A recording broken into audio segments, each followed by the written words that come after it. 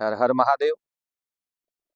आज बात करते हैं कुंभ स्नान, गंगा स्नान के पर्व के निमित्त गंगा को इतना पवित्र माना गया है क्योंकि गंगा में स्नान करने से सब प्रकार के पाप नष्ट होते हैं।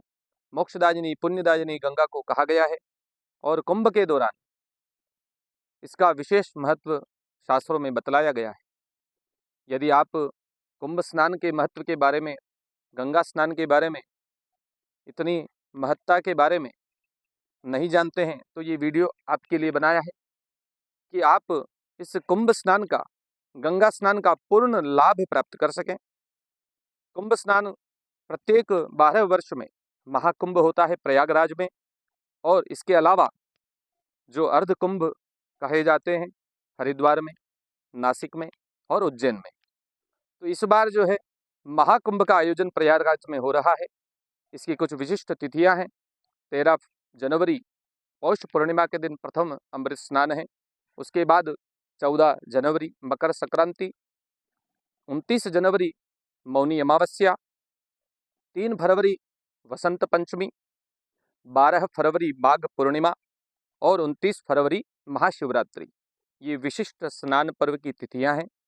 इसके अलावा संपूर्ण जो पर्व है इसका विशेष महत्व है, किंतु इन तिथियों में विशेष लाभ स्नान से प्राप्त होते हैं।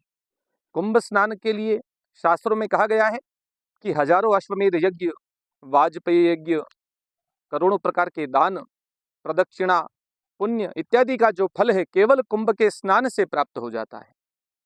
इसलिए प्रयास करें कि इस सनातन धर्म के मुख्य आयोजन में हम अवश्य सम्मिलित हों और गंगा स्नान का लाभ प्राप्त करें। यह विशिष्ट अनुष्ठान 12 वर्ष में प्राप्त होता है, इसलिए इस अवसर को छोड़ना नहीं है। किस प्रकार करते हैं, कुंभ स्नान की क्या विधि है, मैं ज्योतिषाचार्य पंडित विकास उपाध्याय इस चैनल के माध्यम से आपको कुंभ स्नान की प्रक्रिया, तरीका, विधि के बारे में जानकारी देना जा रहा हूँ। कुंभ स्नान से पूर्व यदि आप वहाँ पर जाकर के स्नान करना चाहते हैं तो उससे पहले अपने घर पर इष्ट देवता को प्रणाम करें, माता पिता से आज्ञा लें, सदगुरु से आज्ञा लें, गुरु को प्रणाम करके उसके पश्चात यात्रा हेतु प्रस्थान करें। और तीर्थ में जाकर के 5 मुख्य कार्य करने हैं। पहला, तीर्थ रज को प्रणाम करना है, वंदन करना है, भूमि को प्रणाम करके उस रज को अपने मस्तक पर धारण करना है। दूसरा, तीर्थ जल को, भगवान वरुण को, गंगादी नदियों को, यमुना को, सरस्वती को प्रणाम करना है, वरुण भगवान को प्रणाम करना है और उस जल में पूर्ण भाव से श्रद्धा के साथ मौन रह करके स्नान करना है। तीसरा, दान और पुण्य। तीर्थ में जब भी जाएं, कुंभ में जब भी जाएं, अवश्य ही किसी भी प्रकार से दान करें, परोपकार करें, पुण्य का कार्य करें।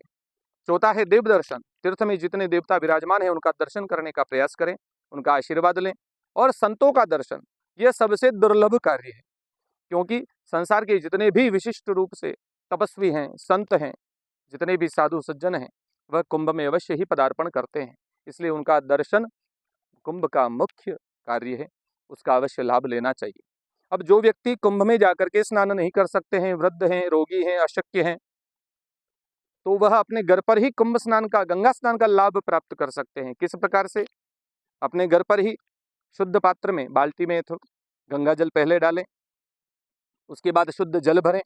यह कार्य भी आपको ब्रह्म मुहूर्त में ही करना है और उस जल को प्रणाम करें, तीर्थ देवताओं को प्रणाम करें। ओम पुष्कराध्यानि तीर्थानि गंगाध्या सरितस्तथा आगच्छन्तु पवित्राणि स्नान काले सदा मम। इस मंत्र का जाप करते हुए तीर्थों को प्रणाम करें। ओम नमो वरुणाय, ओम बम वरुणाय, इस मंत्र से भगवान वरुण को, जल देवता को प्रणाम करें। उसके पश्चात भगवती गंगा, भगवती यमुना और भगवती सरस्वती को प्रणाम करें। ओम गंगे च यमुने चैव गोदावरी सरस्वती नर्मदे सिंधु कावेरी जलेस्मिन् सन्निधिं कुरु। समस्त पुण्य सलीला नदियां हमारे इस जल में विराजमान हो, ऐसा भाव करें। ओम नमो गंगाये विश्वरूपिण्ये नारायणी नमो नमः। अन्य जितनी भी नदियां हैं उनको भी स्मरण करें और मन में तीर्थ देवता का भाव करते हुए उस जल को अभिमंत्रित करना है। अनामिका और मध्यमा अंगुली से उस जल को हिलाएं और अपने इष्ट देवता को स्मरण करें, गुरु को स्मरण करें। उसके पश्चात मौन रहते हुए ब्रह्म मुहूर्त में ही उस जल से स्नान करना चाहिए। स्नान के पश्चात देवताओं का पूजन करें, गुरु को प्रणाम करें, माता पिता को प्रणाम करें, उनका दर्शन करें और एक दीप जरूर जलाना चाहिए। मन, आत्मा और शरीर की शुद्धि का ये सर्वोत्तम माध्यम कहा गया है। इससे आध्यात्मिक उन्नति प्राप्त होती है, पापों का नाश होता है और जो भी व्यक्ति गंगा स्नान करता है उसे मोक्ष अवश्य ही प्राप्त होता है।